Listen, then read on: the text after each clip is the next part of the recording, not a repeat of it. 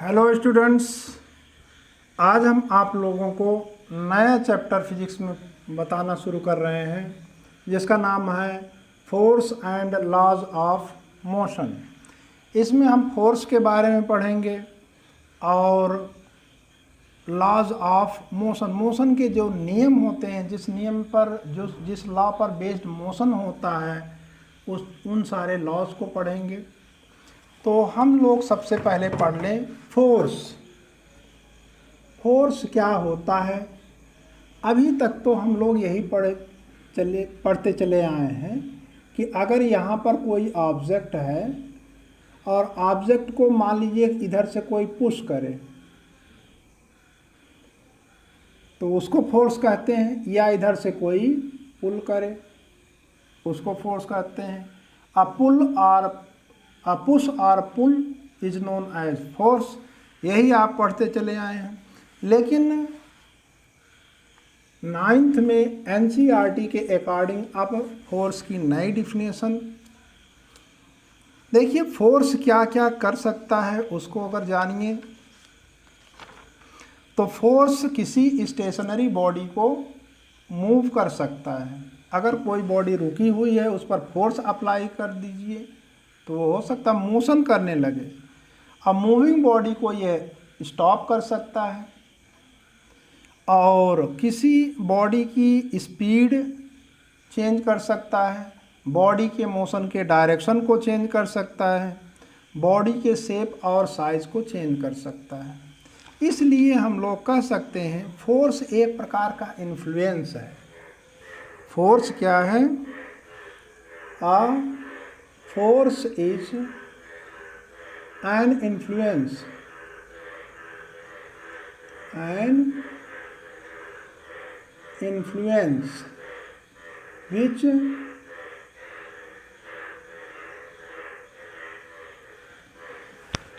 which tends to set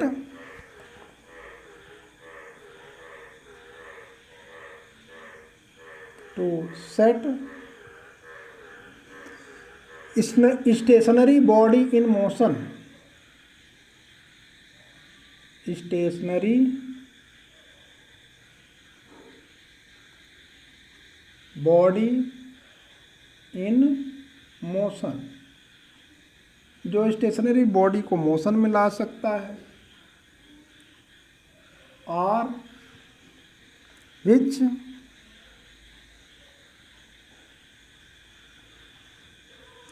tends to change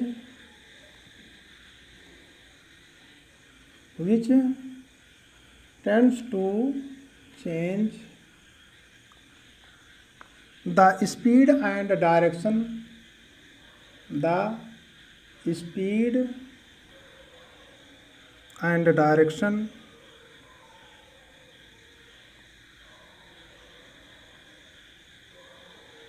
direction of moving body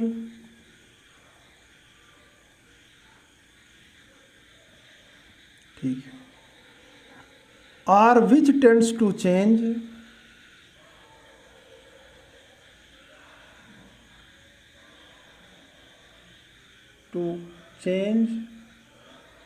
the shape and size of the body. Shape and size of the body. Body के shape और size को change कर सकता है। इस तरीके से अगर हम लोग फोर्स की डिफिनेशन देखते हैं तो इसका मतलब फोर्स कई फंक्शन कर सकता है, फोर्स के कई इफेक्ट हैं। तो अगली हेडिंग में हम लोग पढ़ लें effects of force.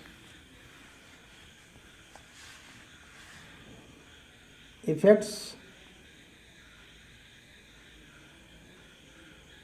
Of force. Force के इफेक्ट्स कौन कौन से हैं? There are following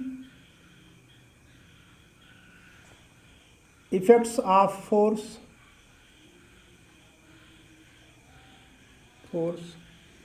number one, it can move a stationary body. It can move a stationary body.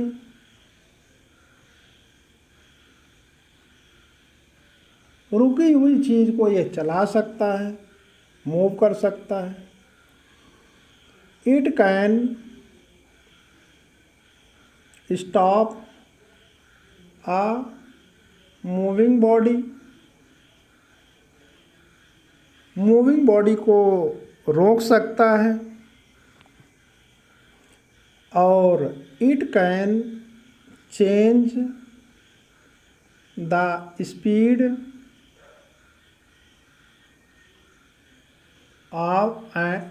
And direction of motion of moving body। मतलब speed और direction को मिला करके हम लोग जानते हैं वेलोसिटी कहते हैं, इसलिए कह सकते हैं that is it can change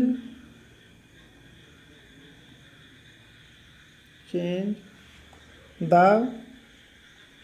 velocity of body, body की वेलोसिटी को चेंज कर सकता है। और नेक्स्ट है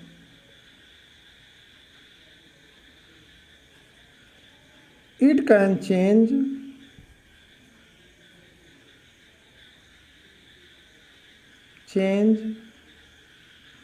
the direction of change the shape and size, direction तो हो चुका है।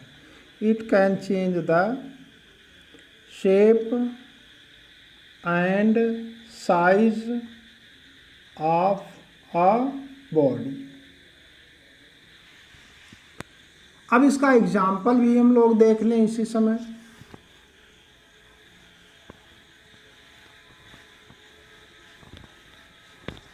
एग्जाम्पल नंबर वन,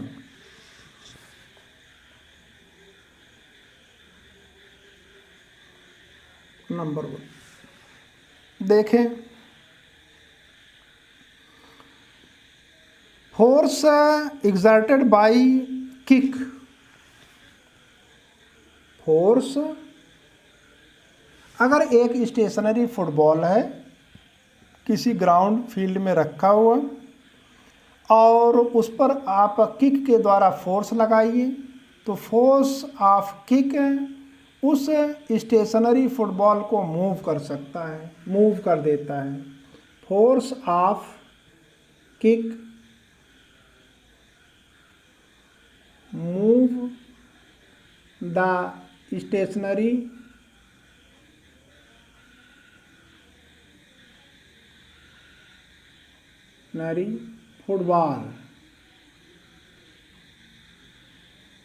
फुटबॉल को, स्टेशनरी फुटबॉल को मूव कर देता है। और सेकंड आपके यहाँ है, दूसरा एग्जाम्पल ले सकते हैं दूसरे केस का, it can stop a moving body. तो इसमें देखिए force of brake,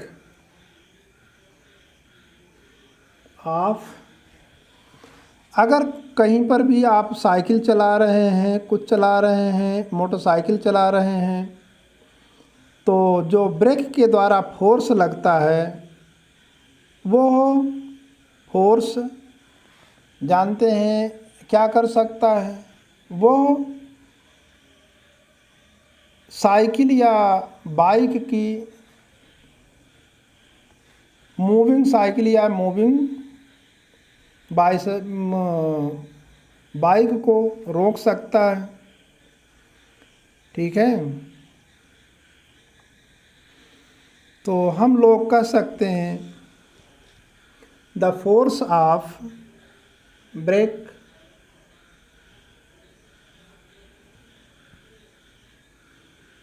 can stop the moving car, bike,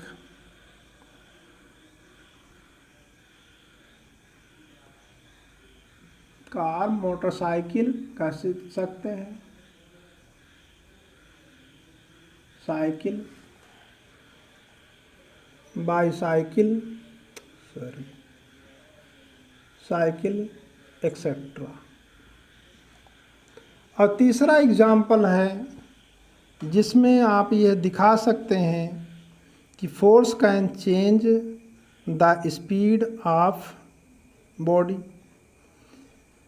तो अगर मान लीजिए कि कोई साइकिल से जा रहा है और वो अपने पैडल के द्वारा साइकिल को जब पुश करता है, या कोई पर्सन पीछे से साइकिल को पुश कर दे, तो साइकिल की स्पीड चेंज हो जाती है। ठीक। फोर्स ऑफ पुश और pull change the speed of bicycle. और इसका दूसरा भी एग्जाम्पल आप जानते हैं, force of gravity. Force of gravity falling object के स्पीड को चेंज करता है। फोर्स ऑफ ग्रेविटी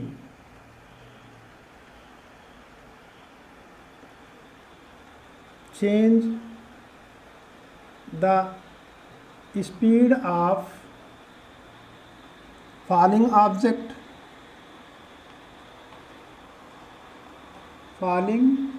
या falling body। ये भी आप इसी का ही एग्जाम्पल इसी टाइप का ले सकते हैं।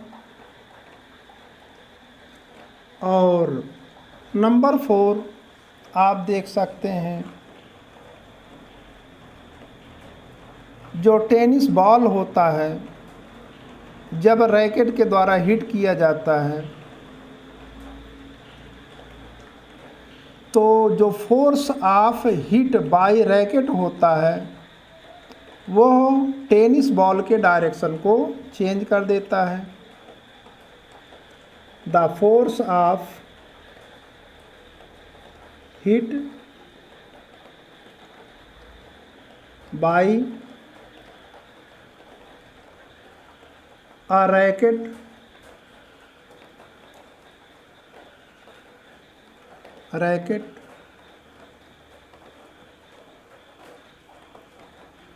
can change the direction of motion of tennis ball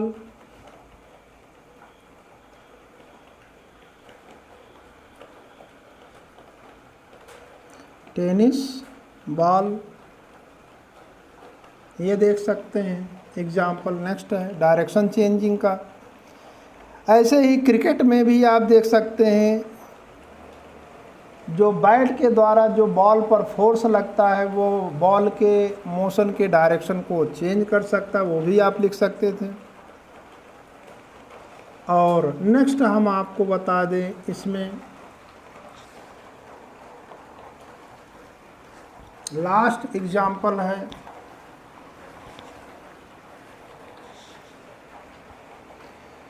force of push और पुल।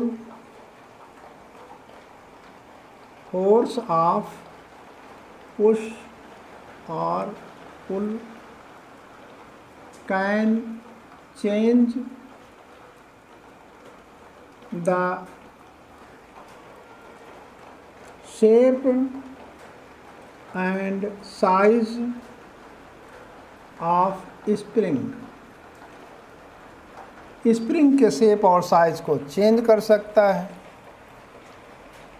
ठीक है, इस तरीके से आप फोर्स के सारे इफ़ेक्ट पढ़ें, उनके एग्जाम्पल्स भी आप जान गए।